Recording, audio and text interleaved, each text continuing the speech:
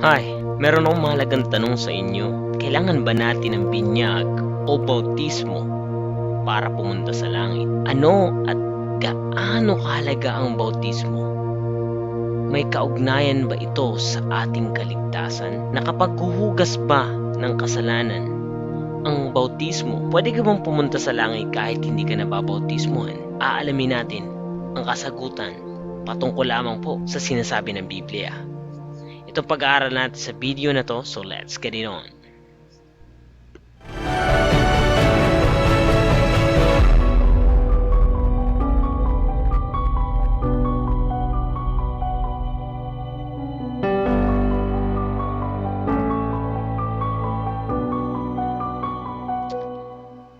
Hi, welcome sa JD Bible Study, kung saan tayo po ay mag-aaral ng salita ng Panginoon patungkol sa Biblia.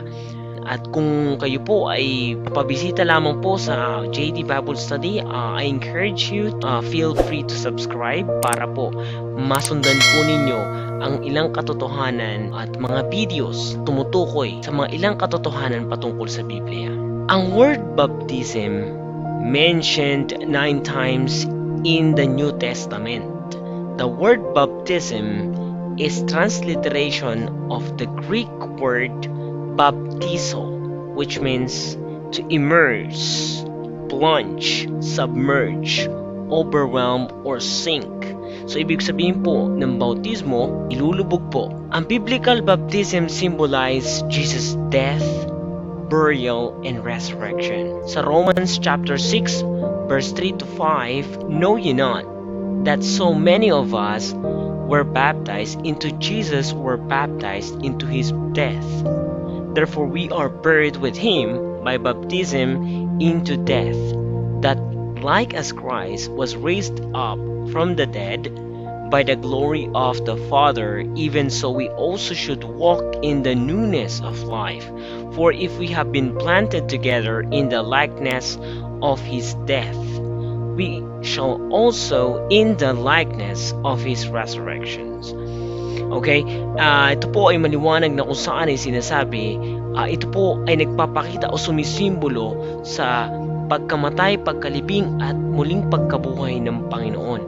And sabi rin po sa Galatians chapter 3 verse 27, for as many as of you have been baptized into Christ have put on Christ. Okay, ito po ay pagpapakita ng ating pagkakilanlan na tayo po ay na kay Kristo, tayo ay nabibilang sa Kanya.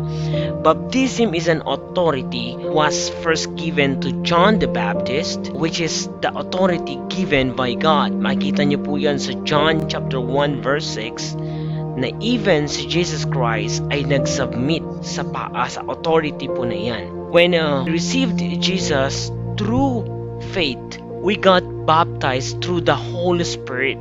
Ang tawag po dyan is spiritual baptism. We became a Christian and we became a member of a family of God and got born again. Ito po ay nangyari within us. It happens inside of us. That is spiritual baptism. Sabi po yan sa Acts chapter 1 verse 5, for John truly baptized you with water, but ye shall be baptized with the Holy Ghost not many days hence. Sabi din po sa Luke chapter 3 verse 16, John answered, saying unto them all, I indeed baptized you with water, but one mightier than I cometh, that latchet of whose shoes I am not worthy to unloose. He shall baptize you with the Holy Ghost and with fire. When we get baptized by a local church or the water baptism, we became part of his body and identified as a member of a certain local church, and we belong to his fellowship, to his body. Sabi po sa 1 Corinthians chapter 12 verse 13, for by one Spirit are we all baptized into one body, whether we be Jews or Gentiles, whether we bond or free, have been all made to drink in one Spirit. Sabi rin po sa Acts chapter 2 verse 41, then they that gladly received his word were baptized, and the same day were added unto them 3,000 souls. Okay, so ibig pong sabihin, kapag tayo po ay nababautismo, tayo po ay napapabilang sa isang simbahan. Tayo po ay napapabilang sa katawan ni Jesus, na alam po natin at natalakay po natin last time that church is the body of Christ, and when we got baptized in the water baptism, we became a member of that local church. But church baptism, water baptism, has nothing to do with our salvation. It is very important to know that salvation is just through faith in Jesus Christ only. That's the only reason why we became and you became a child of God. Sabi sa Galatians chapter 3 verse 26 and 27, "For ye are all children of God by faith in Christ Jesus. For as many as of you have been baptized into Christ have put on Christ." And gusto ko lang po na makita po ninyo yung word na baptized, hindi po yan lagi nagpapatungkol sa water baptism or church baptism. So ito po ay may dalawang klase. Yung time na tayo po ay nagkaroon ng spiritual baptism po ay nangyari within us. We got baptized by Jesus Christ through the Holy Spirit. The Spirit dwell in us, immersed, synced within us. For example, John chapter 3 verse 5, Jesus answered, "Verily, verily, I say unto thee, except a man be born of water and of spirit, he cannot enter into the kingdom of God." Born of water po ba na sinasabi dito ay tumutukoy sa water baptism? Kasi kung yun po yung ibig sabihin nun, ito po ay lalabas na ang pagbabautismo ay isa sa mga way para maligtas po tayo. Tingnan niyo rin po yung sinasabi ng Titus chapter 3 verse 5,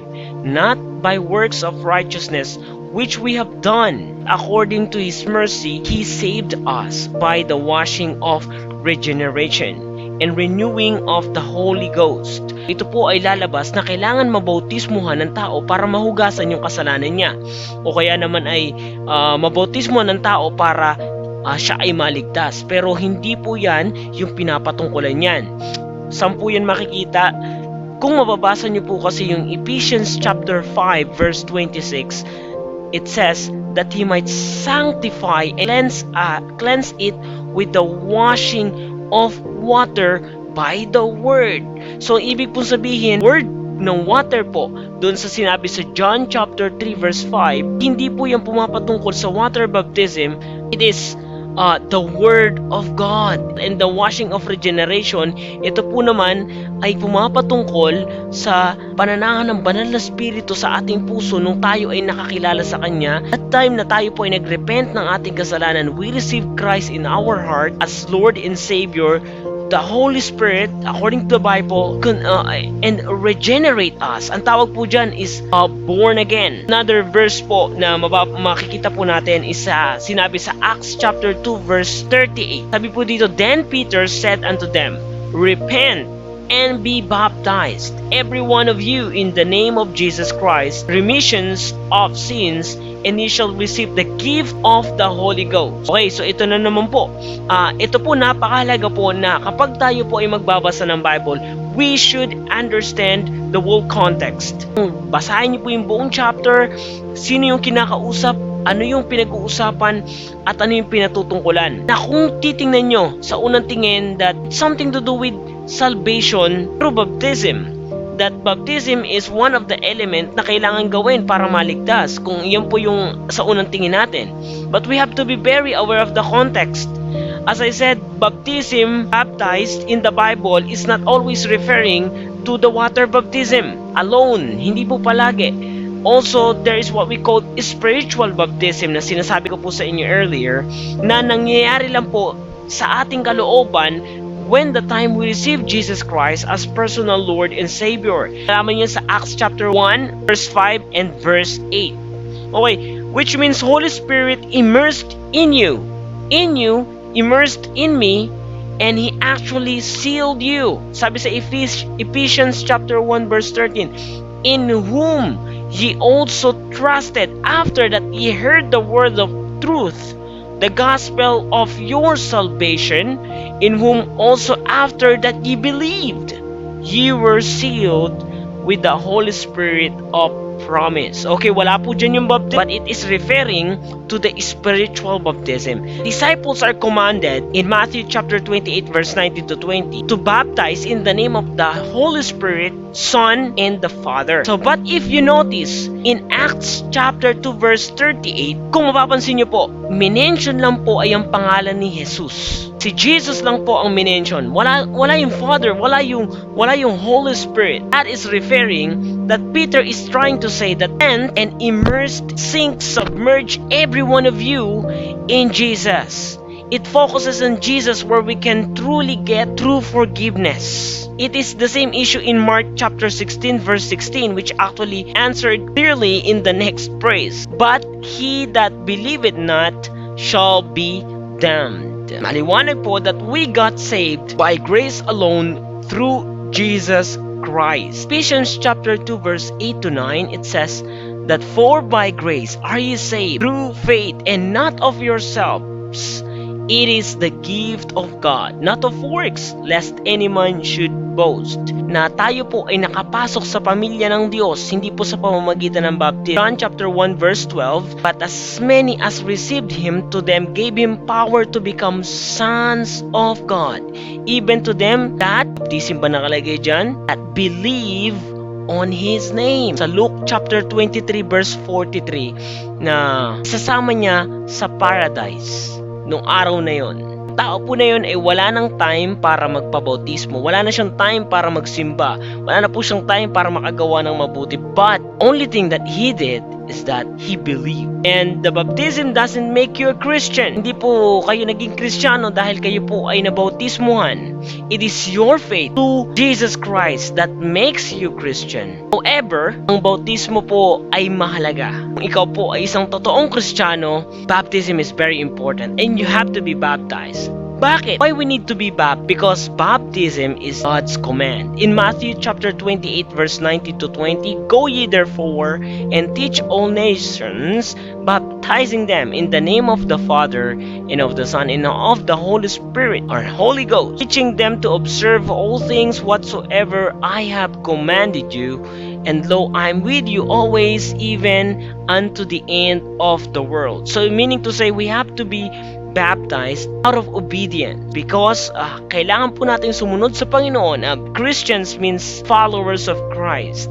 Okay, so kailangan po na tayo po bilang isang Kristiyano ay natatagpo ang nagiging masunurin. At actually, ang bautismo po ay ang unang hakbang sa pagsunod sa Panginoon. That is the first step of your obedience. The second one, why you need to be baptized, because Jesus was baptized. In Matthew chapter 3 verse 16, and Jesus, when He was baptized, went up straightway out of the water, and lo, the heavens were opened unto Him, and He saw the Spirit of God descending like a dove and lighting upon Him. So si Jesus Christ mismo ay nabautismuhan. Bilang isang tagasunod ni Kristo, we have to be baptized as well. We are just following our leaders. We are aiming for Christ likeness, and one of them, the first step of doing that is baptism. God glorified when we baptized. The third one, why we need to be baptized, because baptism is showing to the public that you are identified in Christ and His body. Pagpapakita na ikaw po ay hindi nahihiya na makilala bilang isang Kristiyano at tagasunod ni Kristo. So sa Colossians chapter 2 verse 12, buried with Him in baptism, wherein ye also ye are risen with Him through faith of operation of God, who had raised Him from the dead. Outside manifestation that you are really committing your life to God. Another reason why you need to be baptized. Baptism shows your public commitment to Christ to live a new life. Sabi sa Romans chapter 6 verse 4, therefore we are buried with Him by baptism into death, that like as Christ was raised from the dead by the glory of the Father, even so we also should walk in newness of life. It pictures that you are going to live a new life and live a purpose life with Christ. One of the famous authors said, baptism doesn't make you a member of God's family, but it shows that you are part of God's family. Para po siyang wedding ring. Sumisimbolo sa kanilang pagmamahal. Hindi yun yung pagmamahal nila na ang singsing kung saan ay nakikita at tanda ng kanilang pagmamahalan. So, it's like our baptism. So, baptism is actually the first obedience to Christ. Yung mga una-unang Kristiyano, sila po ay nabautismuhan. Yung 12 disciples, bago pa man po sila ay sumunod kay Kristo, sila po ay nabautismuhan ni John the Baptist.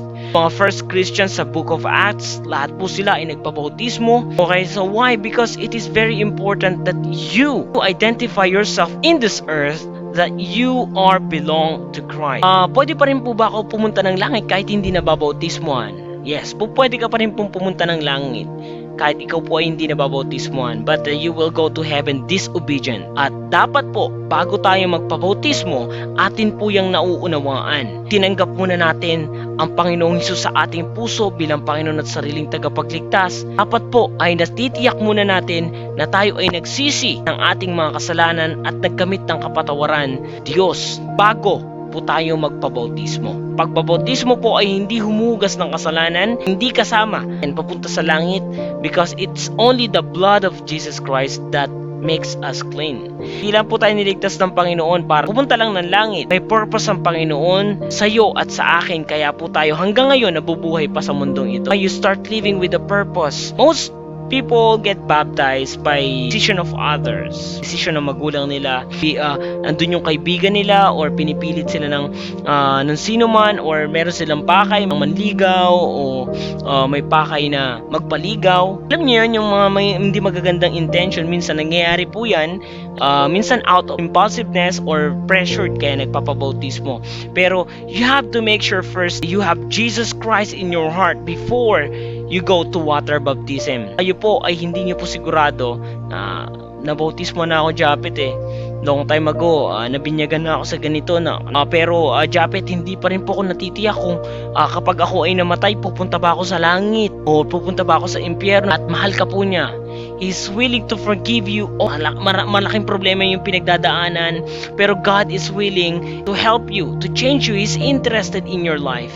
Pinili ng Diyos na mamatay para makasama ka kaysa mabuhay nang hindi ka kasama. You just accept Him through faith. Ako hindi ko lahat naintindihan sa Biblia. Marami ako hindi naiintindihan. But I accept it through faith. And I know, ako po man ay kunin ng Panginoon ngayon. I know where I'm going. I know where I've been, what I'm doing right now. And if I die, I will go straight to heaven. I know that with the power, the authority of this book. I'm looking forward for that. Meet the Savior face to face. How about you? Are you ready to meet God? You should be ready, because time is not in your side. Start a brand new life. Lagi mo lang tatandaan, mahal ka ng Diyos.